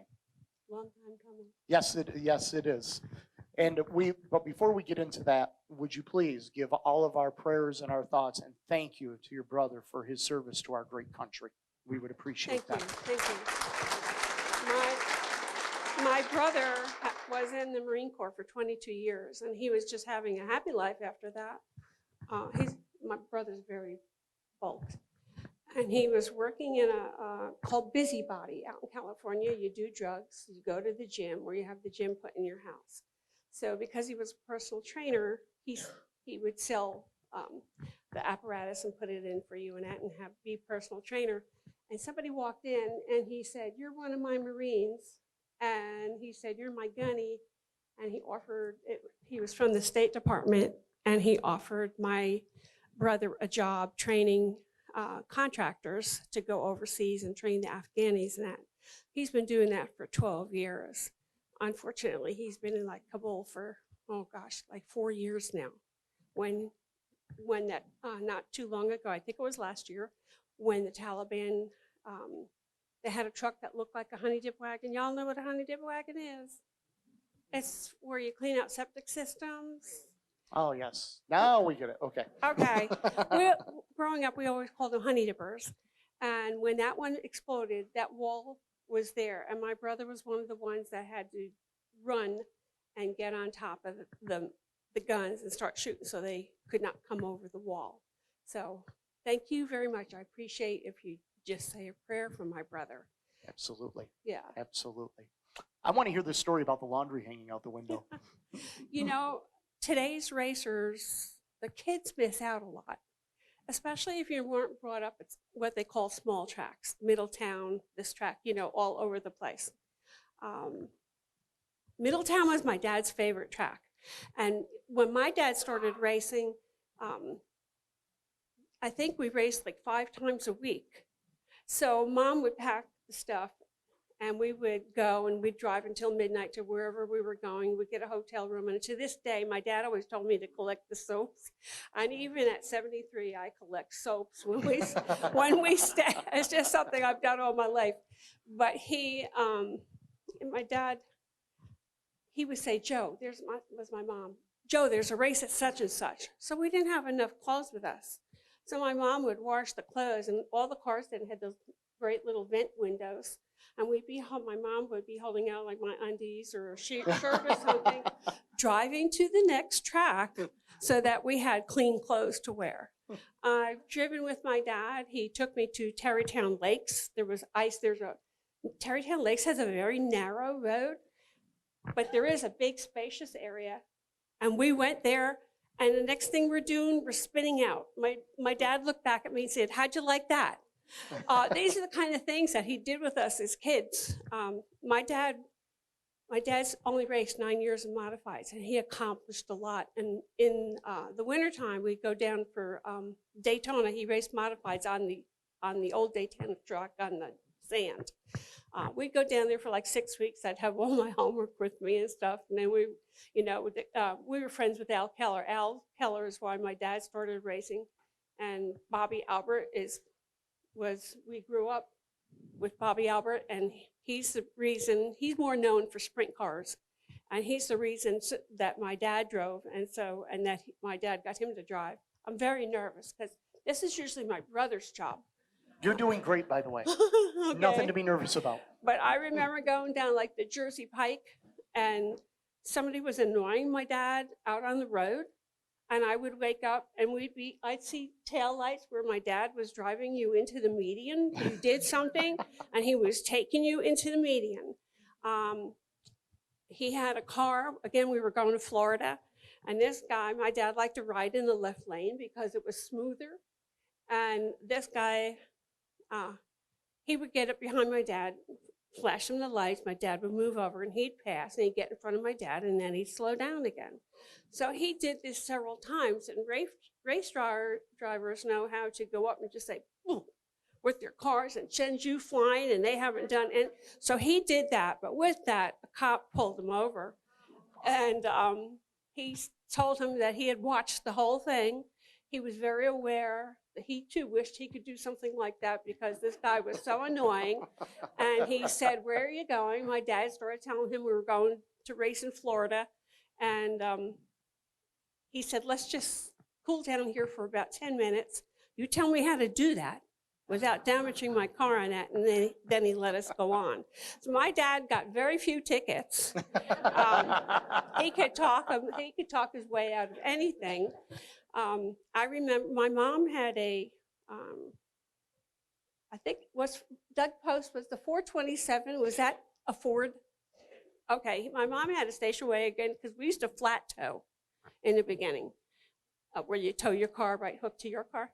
And it was quick. My mom's car was quick.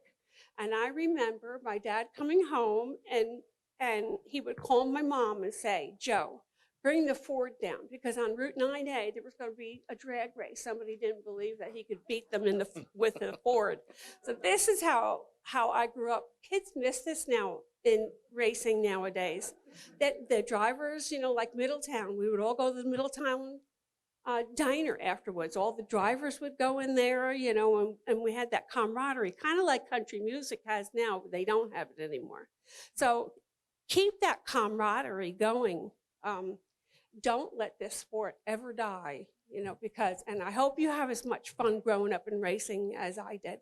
I hope I said enough. Carol,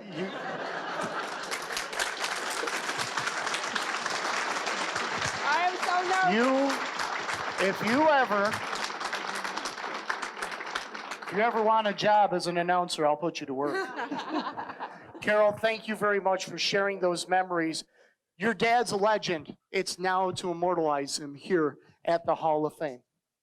Jason, coming up as well. This is Jason Kane, his grandson. If you would please help us unveil the plaque. Ladies and gentlemen, entering the Hall of Fame in 2019, our pioneer driver, Ray Brown.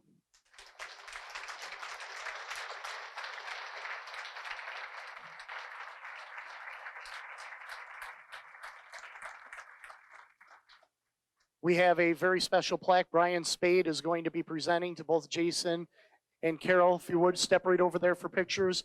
And please remember, ladies and gentlemen, to all our award recipients and to our inductees tonight, we will have an opportunity afterwards for more photos. Carol, you did a hell of a job. You're going to put me out of work. She was awesome. How about a round of applause, ladies and gentlemen, for Carol Brown Wood's grandson, Jason Kane, as Ray Brown inducted into our Hall of Fame.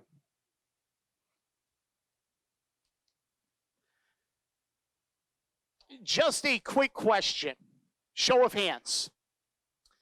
How many people were born before 1985?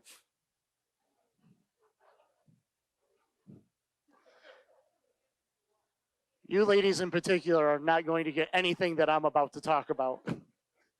Google it.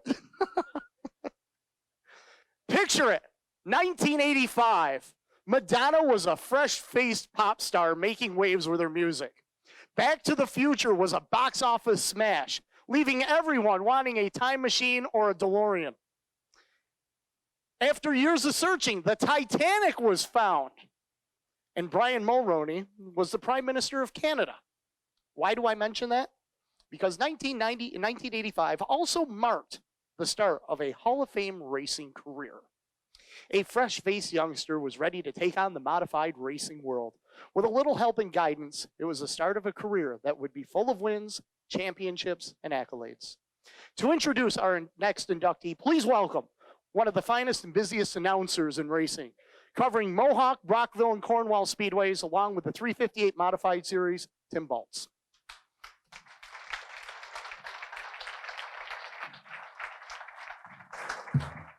Wow, Shane, this is like my first time at Dirt Week in 2011. This is huge. I'd like to thank everybody for being on hand here tonight. And what an honor this is to induct one of my best friends into this Hall of Fame. Growing up in Canada, you think this man would have been born with a pair of skates and a hockey stick. But unlike many Canadians, he was born with a steering wheel and a desire to win, which he showed on the racetrack many times in his now Hall of Fame career. After wrenching on his father's cars at Kingston, Brockville, and Cornwall, and many other speedways early on, plus helping some of his local Kingston buddies get their own cars to the winner's circle, as Shane mentioned, 1985 would be the year he finally put his own small block together and set out on a journey to be the very best. Those first couple of years were difficult, Pat told me in a phone conversation we had last week. He said, we were young, we didn't have a clue what the heck we were doing most nights. But with the help of longtime friend Donnie Carlisle, whose brother is enshrined into this Hall of Fame, he watched Pat O'Brien compete once a week. And he gave him the push with some kind words after coming over to the garage one night. Donnie looked at the boys in the garage and said to Pat, what the hell are you doing standing in the garage? You can't learn anything sitting in here. Get out there and start racing. So 4 nights a week it was. And after the push to go travel to different tracks, the results started to show with several good runs and second place finishes in 1986. But still no wins. On May 2nd, 1987, opening night at Can-Am Speedway would be the first of what is now an all-time track record of 72 career feature wins. He had 9 more across 3 tracks that year, with the first of his 22 track championships coming at Brockville. That year caught the attention of Cornwall native Sheldon LeGuy, who owned cars piloted by Kingston native and Dirt Hall of Famer Doug Carlisle. Pat joined forces and claimed 18 feature wins, 2 track titles, and the first of his 4 Dirt Car 358 Modified Series championships. Not bad for a guy who only had 4 years experience at that time, for sure. 1990 would be the year where everyone would take notice that he was the real deal. July 10th, Can-Am Speedway, the top stars of the Super Dirt Car Series invaded his home turf. Car owner Sheldon LeGuy brought out a 430-inch cubic small block for a little extra kick to stay with the big block invaders. And it proved to be the right combination, as he'd hold off Brett Hearn that year for his 50th career feature win and his first on the Super Dirt Car Series. Pat also told me one thing, and I watched the video on this. This was kind of funny. Pat told me, he says, the memorable thing was not, of course, the win, which was obviously a great thing, but how in the world his younger brother, Timmy, who was all of 7 or 8 years old at the time, how in the world he got out of that house with a Brett the Jet Hearn t-shirt on. We still don't know. It's still a mystery. We have no clue. And of course, in 94, he would go on to do his own thing after several seasons with the LeGuy team. He'd add a 4th Mr. Dirt championship, along with track titles at Can-Am and Cornwall in small blocks and big blocks. A Super Dirt Week victory got away from him in 95 after a few gallons of fuel left him short. But you know, the good Lord takes something away, then he often gives it back. And he did that in late October, granting him $25,000 in the Dream Weekend 200 event at Brockville. When asked how he reacted to winning that much money, he calmly told me, he says, well, we were none too quiet that night, that's for sure. An emotional moment in 96 with a terrible on-track incident involving his brother, Danny, made him think about doing something else. But family told him that it was time to become stronger and march forward both on and off the track. With his family blessing, he continued to race until the 2000 season and compile more wins and track championships. He would step away after that to focus on family with daughters Sarah and Shannon and lovely wife Chris. I got to tell this story. We were talking about this just a little while ago outside. May 17th, 1998, Twin 20 night at Cornwall Motor Speedway. Pat was getting ready to strap into his car, and all of a sudden he gets, the giant cell phone would come into the car, and he says, and they said, Chris is in labor. Chris is in labor. You got to go. Pat, the racer that he is, said, look, the race is only 20 laps long. It'll take 10 minutes. I'll have this thing won. No problem. We'll leave after that. And prophetic he was. He dominated the race, led all 20 laps, put the car in the trailer, drove back to Kingston, and watched the lovely Sarah be born. The numbers are Hall of Fame alone. 4 Mr. Dirt 358 titles, 149 Dirt Car 358 wins, which is still 5th all time to this day. 27 big block modified wins, 22 track championships at 5 different speedways. Pat, it was a pleasure inducting your father into the Brockville Speedway Hall of Fame in 2013. Standing here, inducting you tonight into the Dirt Hall of Fame is something I'll treasure forever. It means the world to me. Thank you for the opportunity. Ladies and gentlemen, Pat O'Brien.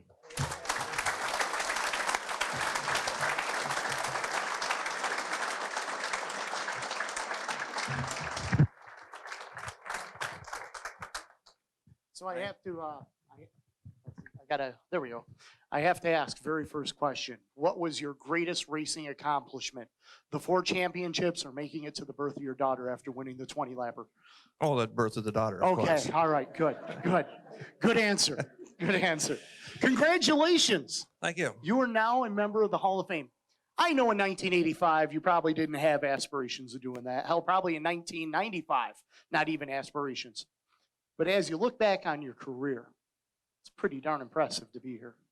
Yeah, it sure is. And listening to being told, it seems a lot different than when you're living it. I mean, you're racing, trying to get to the next race and do the best you can and please the people involved, and you don't realize really what's going on at the time.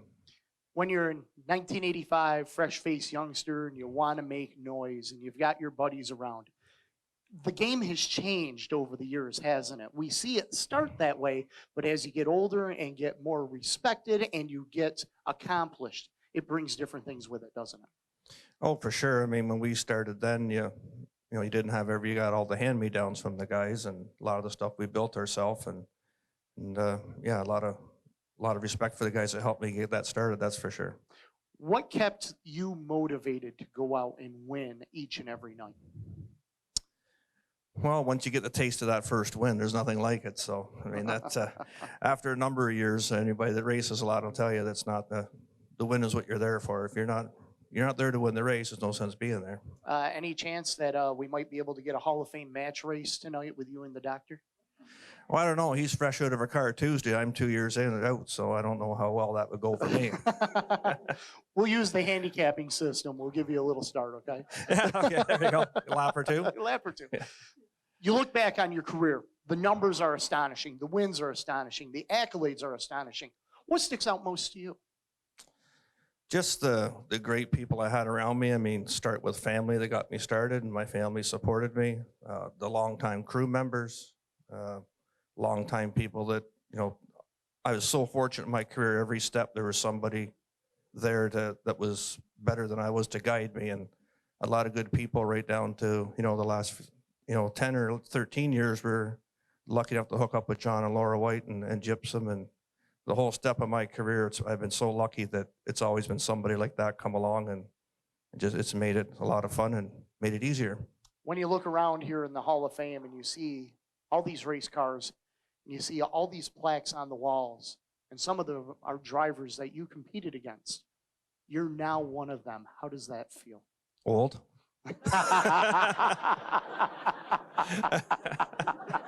Oh, it's quite an honor, especially being a primarily small block team and from Canada, and this is big block country, and we're very proud to be here, and we always prided ourselves on being able to when we got the opportunity to run good with these guys and sneak a win or two away from them when we could. It's not just about whether you run a big block or a 358. It's about having the talent to do it. And you, my friend, have the talent and deserve to be right here in this Hall of Fame. Are you ready to see your plaque? Sure. All right. Ryan Spade. Ladies and gentlemen, please welcome to the Modified Hall of Fame here in the Northeast, Pat O'Brien.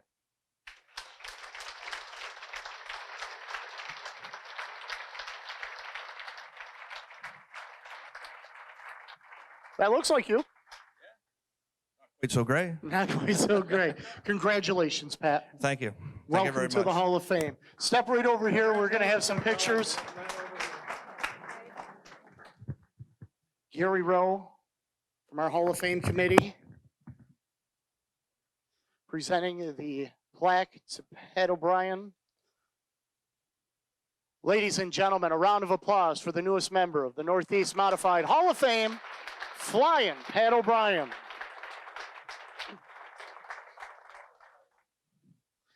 And don't forget, at the conclusion, we will have time for family and friends, for pictures at the conclusion of everything tonight. Just out of curiosity this week, I looked up the definition of a doctor. It is defined as a noun, a qualified practitioner. As a verb, to change the content or appearance. Our next inductee could qualify as a doctor, as his nickname proclaims. Let me explain. For example, his resume includes championships and all the big money modified races, including the most crown jewel events in modified racing, which means he is qualified in the practice of driving a race car. In the course of his career, he has been the hero, he's been the villain, he's been the fan favorite. And when he pulls into a racetrack, he can change the content of the program with the single turn of the wheel and by dropping the hammer hard. To induct our next driver to share his insight and thoughts on a competitor he has seen for close to 30 years, please welcome longtime fan, family friend, and crew member, Dave Botsford.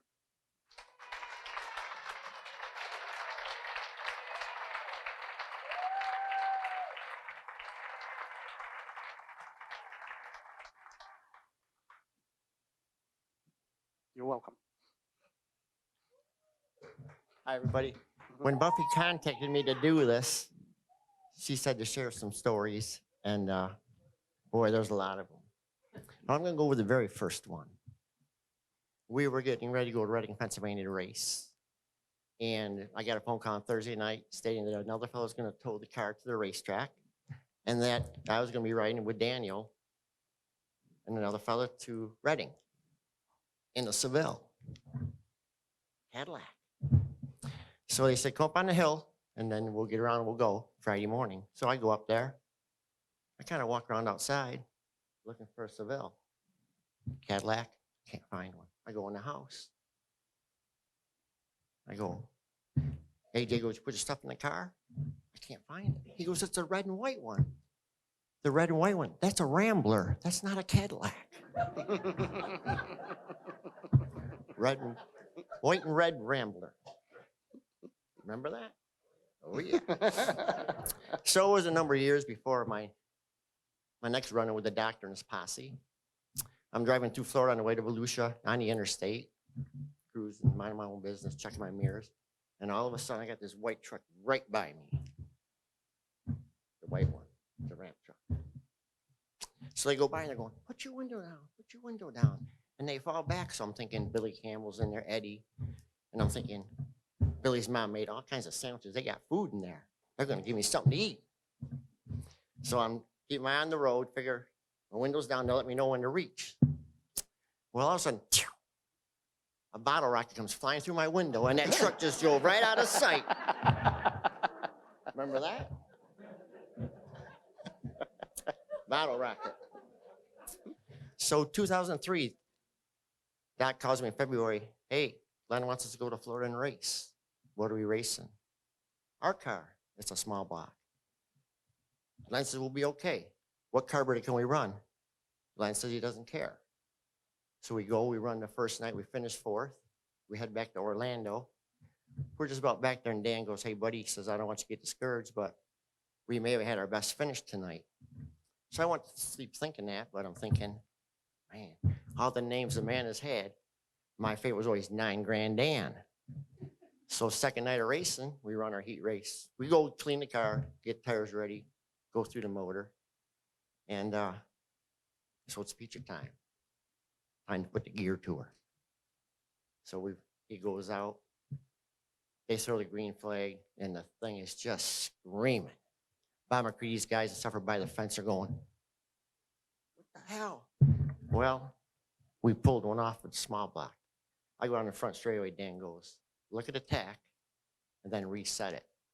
I looked at the tack, 9,200. We increased that number by 200 RPM. but we won. So we go to Orlando. We head back the next morning. Dan hands me his phone. Call Glenn. You call Glenn. Glenn would ask us how we did that. The doctor, you're something else. All the things that I've seen you do with a race car never ceases to amaze me. We've been through a lot. But the times we've had together, you're patting to move at Ransomville, you say to me, I do that, buddy, because you like that. I sure do. Just, I've had an incredible time with you and your family and the accomplishments. You know, the bottle rocket, that wasn't really that good a shot because we were only this far apart. But I can attest that when they go up in the air, the noise inside a closed area, it's kind of loud. And I didn't find anything that let me believe that you put a sandwich on that rocket. So I don't know. I guess it was just you were hunting me down. But again, congratulations to you and all your accomplishments. Jumping in the cars, we pushed foam wheel plugs beside them in cars where the seats were too big. Went out there and raced it over the car in the corner like the third, like he buries it in the corner. I'm going, oh my God. Comes in after the race. He says, if I'd have had brakes, I'd have won that race. Hagerman's car. But again, thank you for the journey that I've been on with you through the years. It's been a hell of a ride. Thank you for letting me share it.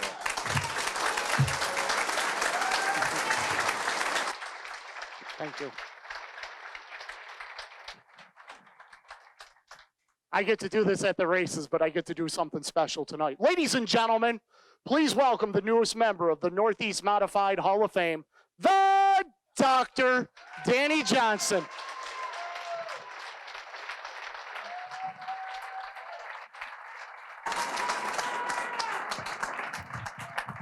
We've had a chance to talk in Victory Lane numerous times. We've had a chance to talk in the pits and everything. Now I get to talk to you as a Hall of Famer. How does that feel? That's pretty cool. I like being here with all you people here, and you know, there's like know most of y'all, and you know, it's been, you know, I think this year's my 41st year in auto racing. So wow. Yeah, I've seen a lot of people, a lot of places, had a lot of fun. I asked Pat this question. I'm going to ask you the same question. You look around, you see all the drivers immortalized here. A lot of these guys you raced against. You're now one of those guys. That's pretty damn cool, isn't it? Yeah, it sure is. It's quite the honor to be able to be up here with the, you know, all these people and get my picture hanging up on the wall for, you know, for as long as this sticks around for, and, you know, probably be beyond my time. The name Johnson is obviously synonymous with success in auto racing. Your brother, your dad, all respected and immortalized here in this Hall of Fame. When you look back at your career and you look back at all the wins, all the success and everything, is there any one race in particular that stands out in your mind? No, there's many of them for sure. Like, for instance, that story that Dave was telling about the 9 Grand Dan. You know, my dad had an engine shop. Well, there was, I think, 4 races down there at that time, and the last race that the engine didn't make it. The valves were tipped upside down, and it just wouldn't run no more. You've been in some great race cars. You have taken some race cars that weren't great and have made them great just by your ability. And of course, with that, like Dave, a lot of people that have helped you out. Who are some of the folks you want to mention here tonight? There's way too many to mention. You know, I know Jimmy Sensible's here, and you know, his car. I got the first win in at Canandaigua. And I know Glenn gave me the opportunity to run Will Cagle's car one time at Canandaigua. That was pretty cool. Didn't last too long, but it was fun. Is that because you beat Will? Well, that car was fast. He got me out of it pretty quick. Well, yeah, just all the people that I've met along the way, and it's just, you know, an honor for me to be able to know all these people and be involved with, you know, including like Jack. Jack's been around forever, you know, and Jack Spino, and it's just great to know everybody, you know, get to know you and get to know, you know, Ida Conkey when she was running the parts truck at Weedsport years ago. And it's just so many, you know, involved with so many people here that it's pretty cool. You know what's cool for me is the fact that when I was a little kid, and this is going back a long time ago, I got to watch you race, and I still get to watch you race, but now it's on a different level. So I have watched you through your career do some amazing things with race cars. And when I stand up here and I say that, I'm in awe by what was watching what some guys have done. I've got to tell you that probably out of the 10 moments that I can name that I've been in awe, Danny Johnson has 9 of them. Well, thank you for that. But Thank you. I've always wanted to ask you this, and I feel this is the forum to do it. How the hell did you get around Horton at Syracuse going up on the wall in the back stretch? That's a good question. I'm not sure. Just determination, I guess. Wow. I just can't believe that. Or the time, I think it was Bill Trout's car at Rolling Wheels. You started someplace back in Syracuse and won the race. I've been surrounded by great people, you know what I mean? Whether it be the car builders, the owners, whoever they may be at the time. I just had great people behind me. You know, when we are long gone and we're all fossils in the earth and they look back at the history of modified racing in the Northeast, people are still going to know who the doctor is. That's pretty cool. I guarantee you that. That's pretty cool. Congratulations. Thank you very much. Ladies and gentlemen, the doctor, Danny Johnson.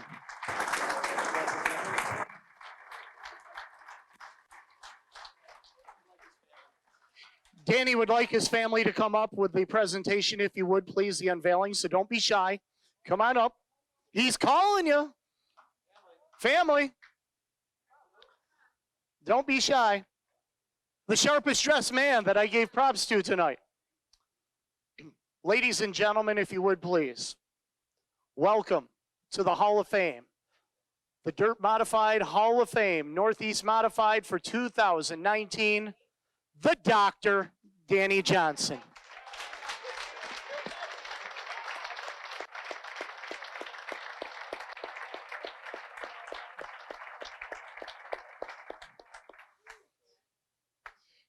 To make our presentation for the plaque, Danny, we're going to have you come over here.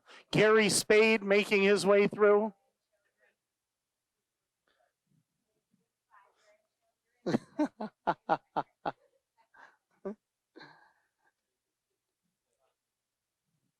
Gary Spade making the presentation to Danny Johnson, his Hall of Fame plaque.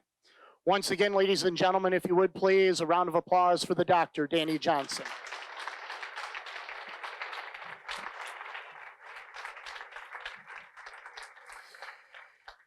We'd like to remind everybody a couple of things. Number one, if you would like pictures, please stick around. We'll have pictures for all the family members, for our award recipients, and our inductees here tonight.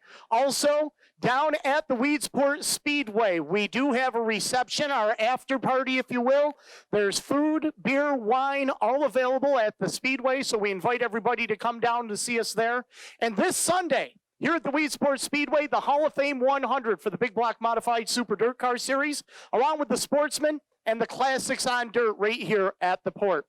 Ladies and gentlemen, on behalf of everybody with the Hall of Fame, the entire committee, and all of our friends here tonight, thank you for joining us. We'll see you next year.